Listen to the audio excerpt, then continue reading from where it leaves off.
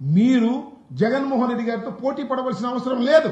ఎందుకంటే doctor YS Rajasekhara Reddy గారి మరణం తరువాత చంద్రబాబు నాయుడు గారు కాంగ్రెస్ పార్టీ కలిసి దుర్మార్గమైనటువంటి కార్యక్రమాలు చేస్తే జగన్మోహన్ రెడ్డి గారు 16 మాసాలు జైల్లో ఉండవలసిన పరిస్థితి ఏర్పడింది.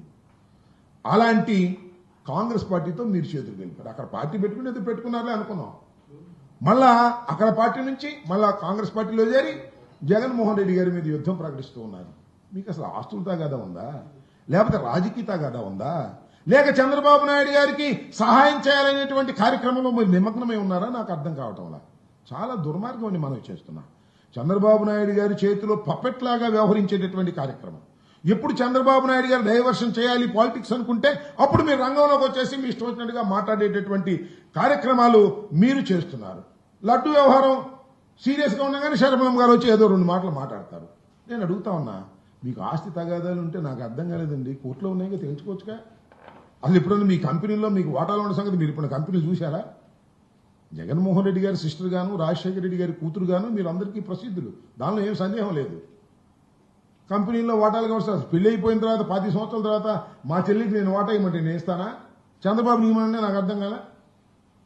చంద్రబాబు నాయుడు గారికి 2 చెల్లెలు ఉన్నారుగా, పాపం ఒక చెల్లి మరీ దారుణంగా ఉందంట. హెరిటేజ్లో సగం వాటా ఇవ్వమని ఇస్తారా? ఏం నాకు అర్థం కాలేదు. ఇప్పుడు టోటల్ గా జగన్మోహన్ రెడ్డి గారి ఆస్తులన్నీ అటాచ్ చేయబడ్డాయి. రాజశేఖర రెడ్డి గారి మరణం తర్వాత కేసులు ఉన్నాయి, గందరగోళాలు ఉన్నాయి. అసలు ఆ కేసులు ఏమవుతాయి ఏమిటి అనే టెన్షనే లేదు. నాకు వాటా కావాలి, నాకు వాటా కావాలంటే అన్నకి ఇష్టమైతే వాటాలు ఇస్తాడు, ప్రేమ ఉంటే వాటాలు ఇస్తాడు. తన ఆస్తుల్లో వాటాలు ఇవ్వడానికి ఎట్ట కుదురుతుందని అడుగుతా ఉన్నా.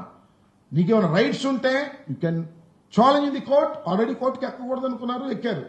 మా దురదృష్టం కోర్టుకి ఎక్కారు. ఎక్కిన తర్వాత మీరు చేర్చుకోండి, మాకు అభ్యంతరం లేదు. కానీ ఎప్పుడు కావాలంటే అప్పుడు రావడం, డైవర్షన్ పాలిటిక్స్ మాట్లాడేటువంటి కార్యక్రమం చేయటం, చంద్రబాబు నాయుడు గారికి ఉపయోగకరమైనటువంటి రాజకీయాలు చేయటం కోసమే కాంగ్రెస్ పార్టీ కూడా ఉంది, షర్మిలమ్మ గారు కూడా ఉన్నారు అనేటువంటి భావన కలగటం మా దురదృష్టమని మనం చేస్తున్నాం. ఇది చాలా దారుణమైనటువంటి అంశం. దీన్ని ప్రజలు గమనించాలని